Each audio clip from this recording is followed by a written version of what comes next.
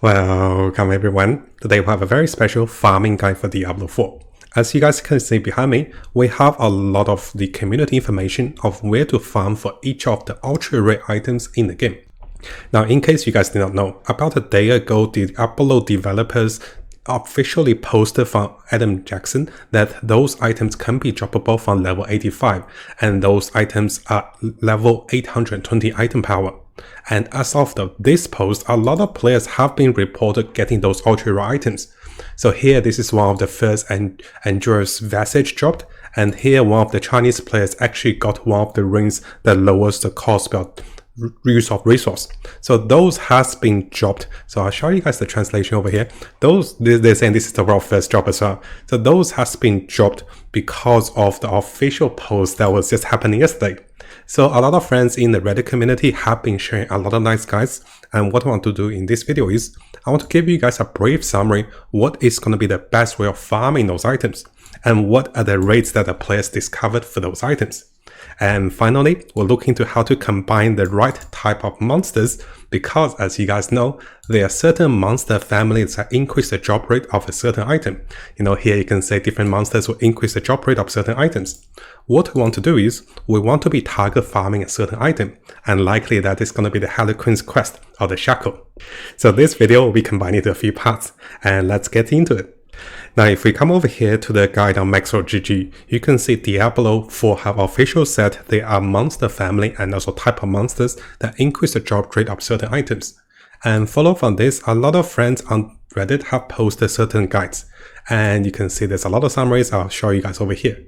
Now, one of the best Reddit guide I've seen is actually this one from Agreeable Nothing, because what he did was, not only did he find the right monster family and monsters, he also provided you with the best locations to be farming those monsters. And here you can see there's more information that is available over here. So what he is trying to do is, he rank the Nightmare Dungeons, and together he shows those Nightmare Dungeons will have the monsters for certain family of type of items. Now, one of the biggest focus I want to go for is going to be the Shackle, and this is going to be the helmet that's going to be ultra rare. So if we come over to the official post from the developers from Adam Jackson, you can see there's one hand sword, one two-hand sword. There is going to be 2 helmet and also 2 rings that will be available. At the moment, we do believe that the rings, amulets, they will drop. Actually, there's an amulet, right? So there's a ring and then also there's an amulet. I missaid this one. So there's 1 ring, 1 amulet. As for the accessories, I do believe those are dropped randomly, but for the helmets and also the swords, we can be using this target farming method. And what you want to do is, you want to be looking for the ideal ultra rare weapon to be farming. And those will be the one-handed sword for the Doom Breeder, and also the two-handed sword for the Grandfather.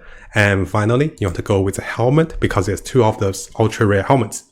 And one of the best maps you can be farming will be Earthenwood and also Cultist Refuge. Because guys, cultists actually increase the drop rate of helmets. So if you come over to this nice summary notes by Nearby Prep over here, you can see that cultists will increase the drop rate of daggers and also helmets. There is no ultra rare daggers, so this will increase your pool of drop by the helmets, and which can be the Shackle. We can also find helmets with cannibals, and we can also find helmets in other places as well. But ideally, you want to be going for cultists for farming those items. Now, in order to provide you guys with more information of farming in the ultra late game, I decided to do a quick summary over here. So those information are coming from the official developers and everything they have revealed. So firstly, monsters will be dropping ultra rare items in the Nightmare Dungeons after tier 33. Now, I'm not sure if this can also drop in the open world, but a lot of players have reported of getting those items in the Nightmare Dungeons, so be aware of this. We want to do Nightmare Dungeons after tier 33 for have a chance of dropping those items. Now, if it's possible, if we come over to the game, you want to be looking for a special effects on your benefit effects for the dungeons for the magic find. Actually, I can't find any of them. So actually, hey, I do. So notice here, the 7th layer, this one has a magic find. You want to be combining magic find with the right dungeon. So here, 7th layer is not going to be the right dungeon, but this one has the right effects, which comes with magic find. Now finally, we want to be farming the right type of monsters in a targeted dungeon. And this is when a lot of those guys will come handy.